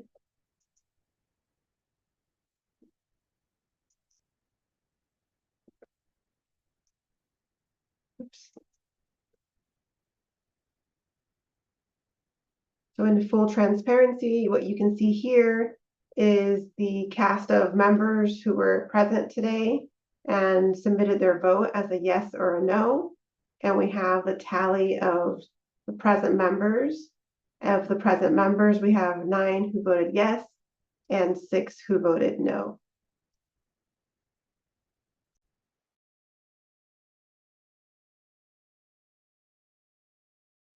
While we're still on this subject, this is Margo, and I apologize, but I think Nate put something into the chat saying that the Stockton is looking, the school district is looking at going to hydrogen instead of electric. And carb people, Brian, maybe you know, I mean, hydrogen is not, it is an option, right? For this monies. And are truckers looking at that at all? Sure, Margo, great question. And it certainly would be an option, but at this point, the technology is just not there yet. The fueling infrastructure is not there. It really seems like, to Nate's point, that hydrogen fuel cell trucks and buses might be the way that things are going to go, compared to the battery electric versions that are kind of out now. But we're still several years away, probably, from that being, fully available or commercialized. They're just not there yet. Thank you. Yes, thank you, everyone. And yeah, thank you, Amy, for showing the votes from today's voting process. And so in line with the Stockton CSC charter, when we do not have consensus when we move to a vote, it takes 51%, which is the majority, to pass. And so with those numbers of 9 in favor of yes and 6 in favor of no, the motion to move $4 million to vehicle replacement does pass.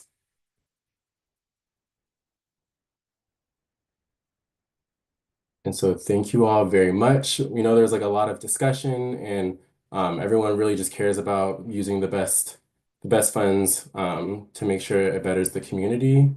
And so we really appreciate it and really appreciate everyone being open to this process. So thank you. With that said, and being mindful of time, we can now transition to our next agenda item, which is the quarterly air monitoring update. And so I will pass it to my colleague, Amy. Thank you, Jared, and thank you everyone for bearing with us through that conversation and allowing us to go into a breakout room to officially tally up the votes for everyone who was here tonight. So as part of our next agenda item, we have the quarterly air monitoring update. So as you know, as part of the community air monitoring plan, the CSC is expected to receive a quarterly update. This one might feel like it's not on a perfect quarterly update because the agenda has shifted a little bit. So really excited to hear a brief update, and we will, be asking the team to come back and give us an update on an actual quarterly basis in the summer. So with that said, we will have an opportunity right now to hear an abbreviated version of this. Please do get your questions in, and if there's any recommendations you have for the team, they can jot down those recommendations and make sure that when they come back to present the next update, they present the update in a way that you all think is best. So as you can imagine, there's multiple ways to present the data. So the data get collected and then they get analyzed, and the Air District does a great job of aggregating that data in a meaningful way to help everyone try to understand the trends in the data. So with that said, I'm going to pass it to Brad and the team to provide us with an abbreviated update, given that it is 6:38. So you should be able to control your screen on your end. I can't remember, Brad, if you're going to share your screen or Karen's going to. I'll try to share my screen and see how that goes. Let me start my slide real quick and figure out which screen it is going to. Here we are. Hope that's sharing to everyone. Can everyone see my presentation? Yes, we can. Thank you, Brad. Thank you.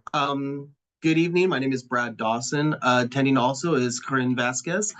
She is the specialist for the Stockton community, and she is the one that does all the work in maintaining and operating the equipment out there. I'm just the supervisor, but I'm just going to give a quick update rundown of our presentation today. The full presentation has already been uploaded onto the website, so I know there were some concerns with July 4th. We actually have some other slides that kind of dive into that, where the hourly averages were reflected, as well as some of the firework that occurred during New Year's Day. We have a couple of extra slides on that. On this short version, we are just going to kind of go over a quick overview. Let me make sure that this is going to advance for me. It does not like me right now. There, we're moving way too fast. Just as a quick recap, this is all of the community monitors that we have deployed for the Stockton community. Just a big update. The last 2 days, myself and Corinne were down there in Stockton at the Taft Community Center, where we deployed our newest air monitor for the Taft Community Center down there. It is not reflected on this map yet, but it is available on the website portal for the Stockton community. So you can go on to that portal now and see live PM 2.5 data from that site. Regarding the the Van Buskirk Park, we are still working with the city of Stockton to try to get something out there. So we're still moving forward. We just got a new monitor deployed as of yesterday. So really exciting, and hopefully we can get that last one solidified pretty soon. And also a quick update on our air monitoring van. We have had requests to try to get the van into the Port of Stockton. We have been working with the Port of Stockton to try to nail down a location and power supply and security for the van, and we hope to be out there soon so we can actually get some long-term data, at least a month or two, out there to compare it against all the rest of the sites. And some key takeaways real quick. Looking at our 2024 annual averages for the entire 2024 year, we did see a slight decrease in PM 2.5 across all of our sites. But back in December of 2024, we did have some stagnation, which caused an increase in PM 2.5. And we actually saw that district-wide. And I'll go over that real quickly in the next slide. And also, again, all of our air monitoring data that we do collect here at for the community is available in real time up to the latest hour on the community's portal. So this was the 2024 annual. We averaged everything for the entire year, and we did see a very slight decrease. This is like a difference of 1 microgram, which is very small, but we are seeing a little bit of improvement from our previous year. And the dotted line right there is also the new 2024 annual federal PM 2.5 standard. Previous years, that was a 12 microgram standard. So if you're comparing this slide from a previous slide, you're going to see that standard change. We are now reflecting the new EPA standard. And here is PM 2.5 average comparison daily. So a daily average. And you can kind of see in November, we were throughout the quarters from July all the way to December 31st. We were at that good to moderate level 1, level 2, all the way until we got to early December, where we did have a lot of stagnation, not a lot of airflow. We saw that band wide. And on December 5th of 2024, we did issue a district-wide health advisory because we were seeing that large increase of air pollution. And I think Cass is going to hit these slides as well, but I'll just knock them out. These are some of the ways that we reference, communicate to the communities and to the media. We reach out to our media partners, issuing news releases, as well as posting onto social media sites like Facebook, X, and Nextdoor as well, trying to notify as many people as we can of the poor air quality that we are all experiencing. And here are another couple of examples that we have done during these periods of stability, just in for the community that we are expecting poor dispersion. And finally, as well, we wanted to highlight that the public, everyone can issue an air pollution complaint. If you see something going on that you have a concern about, please contact us. We have our toll-free number for the San Joaquin, Stanislaus, and Merced area. It's a 1-800 number right there. You can also use our Valley Air app or just go onto the valleyair.org website and issue a complaint that way. Sometimes, depending on, you just call it in, you'll probably leave a message and somebody will get back to you momentarily. If you issue a complaint online or through the app, you can actually include pictures and some other details as well.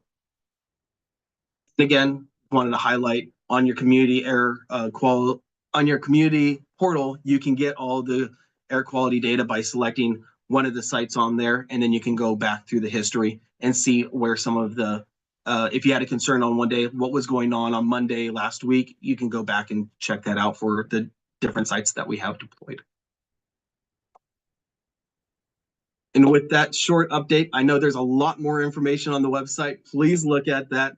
We'll be back again with another quarterly update to address more concerns and kind of go more into detail. We were just running a little short on time today with the other CERT measure in front of us. This is Amy. Thank you, Brad. We do have 5 minutes for some questions. I do see that Mary Elizabeth had a comment or a question, like what's the new EPA standard effective when? And I have some folks went ahead and put some links there. Not sure if you have any context or anything you'd like to add. Sorry, there we are. Trying to make sure that we all get back to the same group. The new EPA standard happened, I think, about April of 2024. There was a lot of different dates involved with that new standard. EPA comes out with the standard, California Air Resources Board adopts it, and then we adopt it as well. So there's a couple of steps, but it was right around the springtime of 2024 that the change occurred. I think Stephanie had her hand up too. Yes. Yeah. Go ahead, Stephanie. This is Stephanie. I just want to really quickly reiterate what Brad mentioned, that I think it is always our commitment to you all to bring these updates. Obviously, it's a big part of what we're doing in AB 617. So we did want to, get this update in front of you because it's been a minute. It was August last time we did this update, but I did want to make it super clear and say it, again, just emphasize that we put together a pretty long and comprehensive presentation that Rocio, if you can share the link to the presentation, that way you all can, as you have on your own time, feel free to take a look at it. We are planning, we will do these updates quarterly to you all and have these presentations ready. But I do want to commit to you all that even if we can't get to it right now, if you have any questions or if you have any things that you'd like to see at a future air monitoring update, like Brad mentioned, we can do a much more we will do a much more comprehensive update at an upcoming meeting.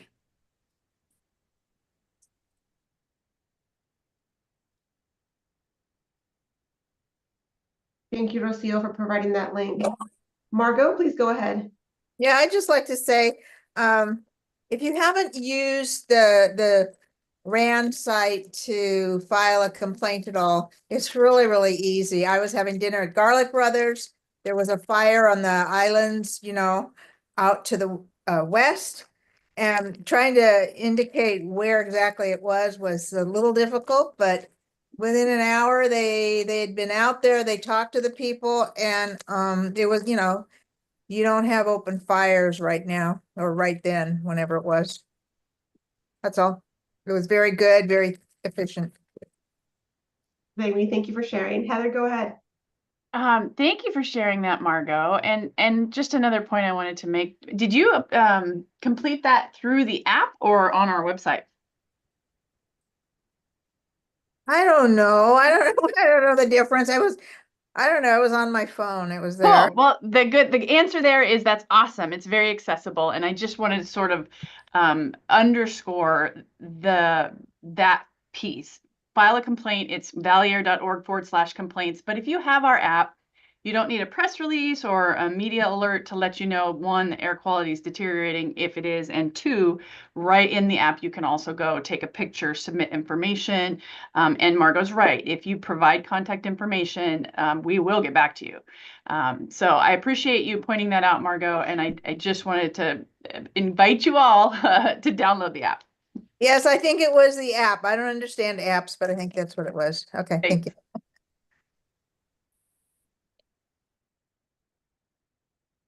And this is Stephanie. Maybe I see Mary's comment of that it is accessible for folks that have room for the apps. I know that I personally have run out of storage on my phone and I stopped downloading apps.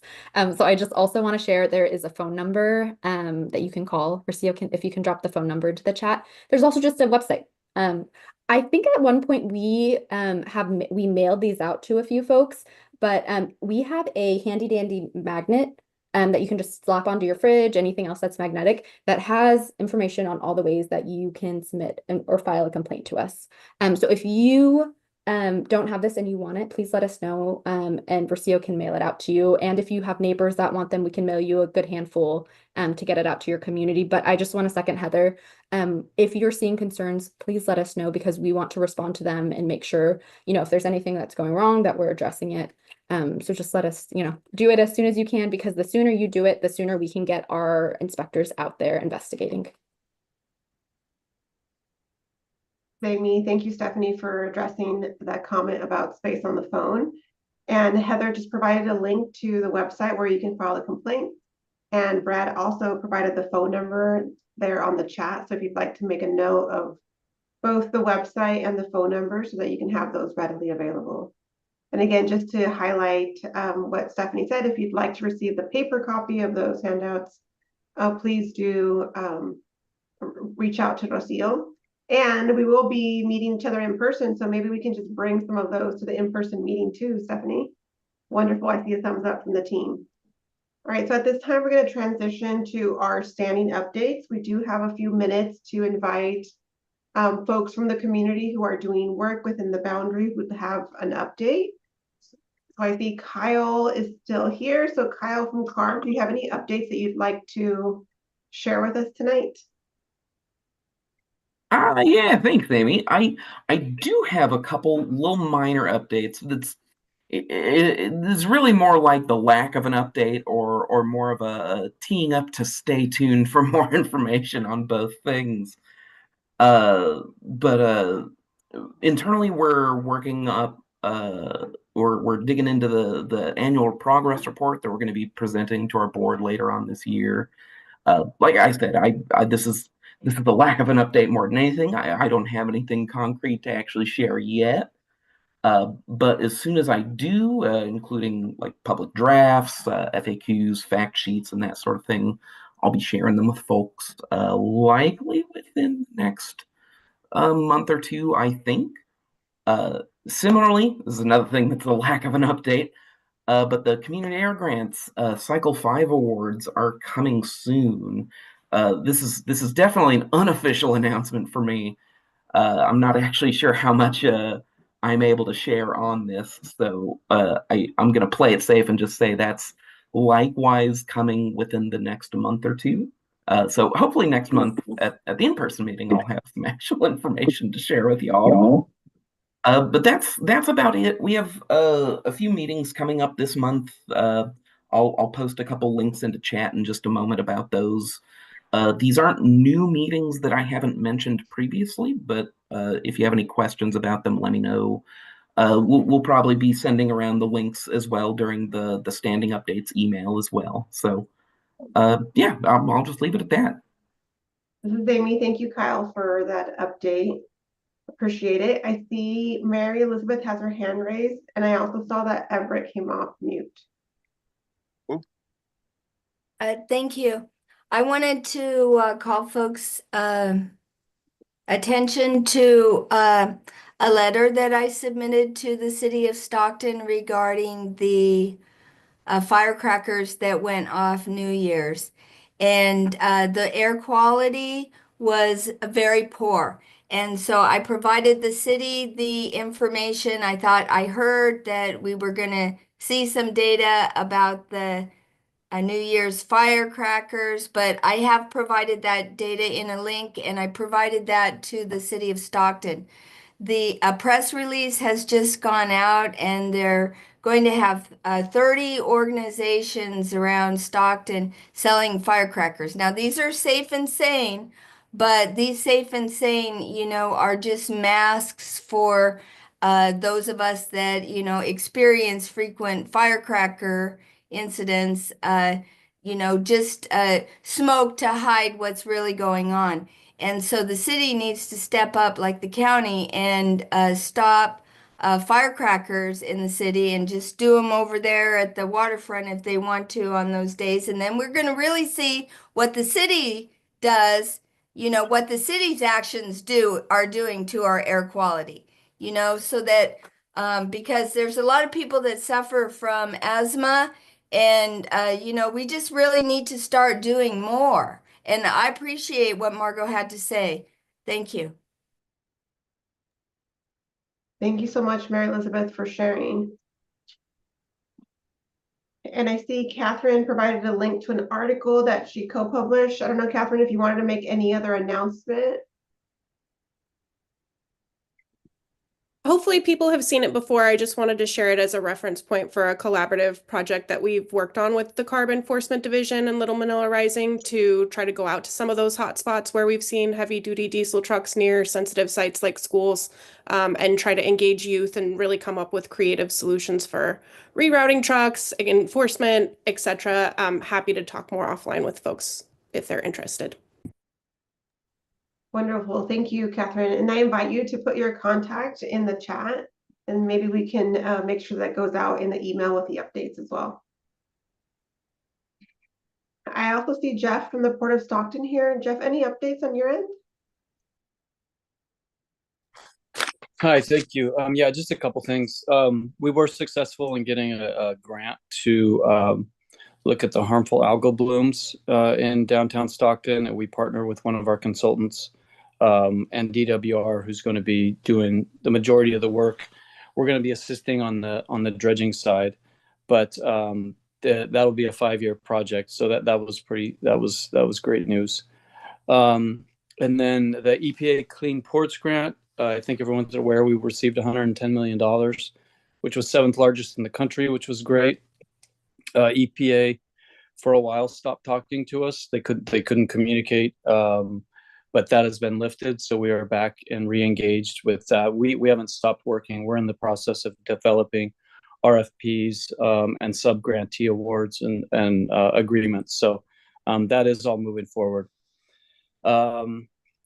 We are currently installing 8 new additional chargers, heavy-duty fast chargers at the port. We've got some our workforce development associated with the EPA Clean Ports is also moving forward with the Green Economy Lab.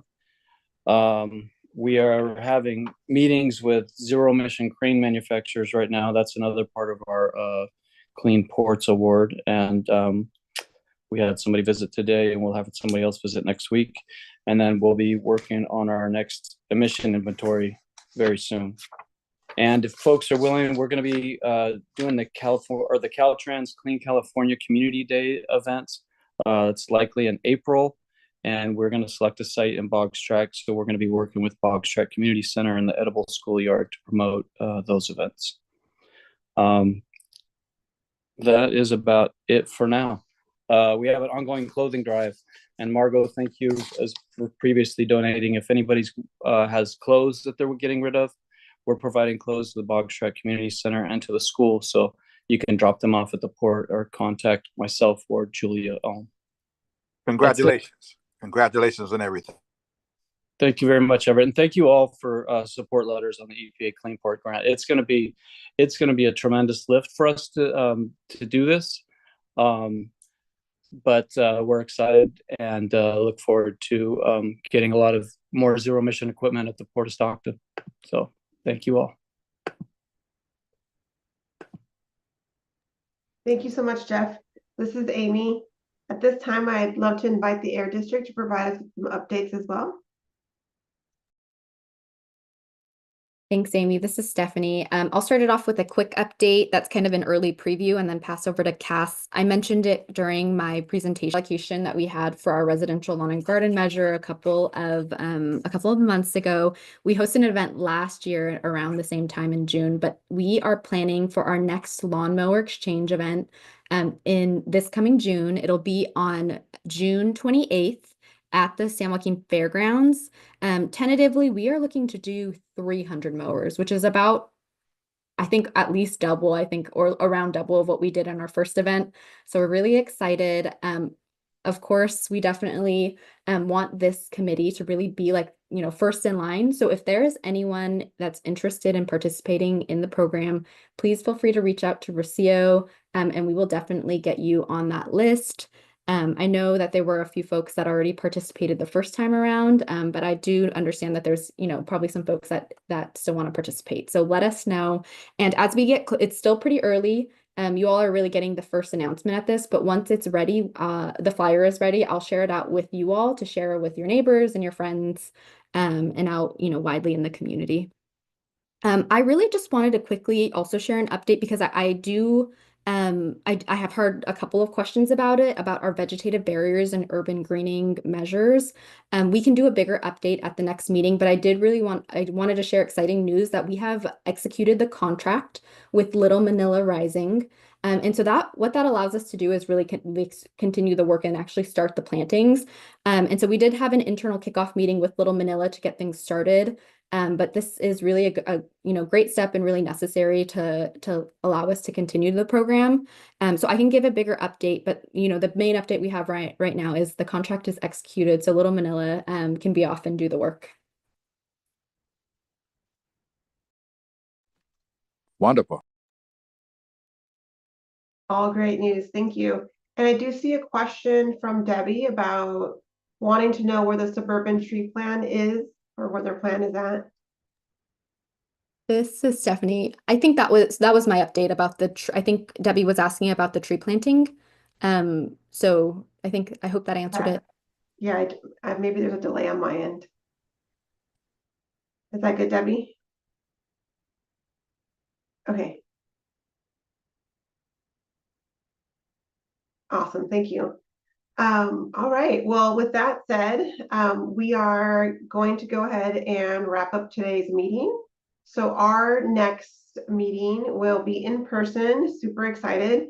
We don't right now have an agenda setting meeting set for this. We are interested in looking for co-hosts, so if you're interested in being part of our co-hosts, we did find that it was really helpful to have 2 co-hosts the last time we met in person. And so if you're interested, please do reach out to the Air District. So our next in-person meeting will be Wednesday, April 2nd at 5 o'clock. And this time it will be at the community center, and you see the address there. And as we wrap up, we do have time for well, not really, we're 2 minutes over, but we will have public comment at this time. So if folks from the public would like to comment, or anyone else has any comments that you'd like to make, this would be the time. Oh, Catherine's going to be on sabbatical for the next month, and it's bummed that we won't get to see you in person. We also are bummed that we don't get to see you.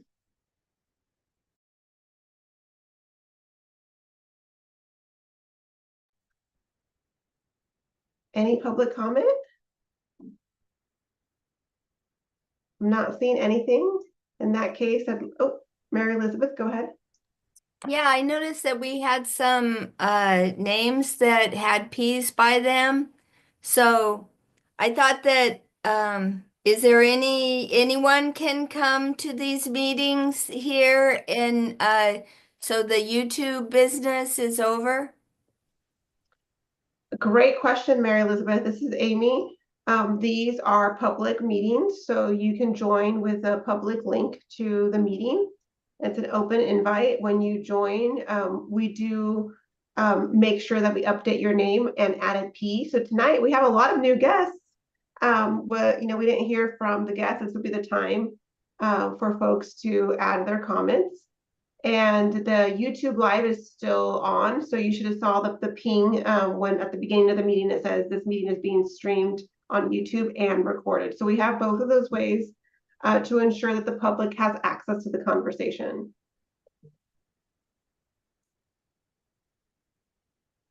So with that said, I'm still not seeing anyone from the public, so we are going to go ahead and wrap up tonight's meeting. Thank you so much for your participation tonight and engagement in the conversation and your continued commitment to cleaner air for Stockton. I hope everyone has a wonderful evening, and we can't wait to see you in person next month. Good night, everyone. Sign me up for the co-host for April the 2nd. This is Everett Johnson. If everything works out and I'm still alive, I plan on trying to be there. All right, Everett, we're going to hold you accountable. We'll be reaching out to you. Let's see who else was going to join you, Everett. Have a good night. Good night, everyone. Take care. Good night. Good night.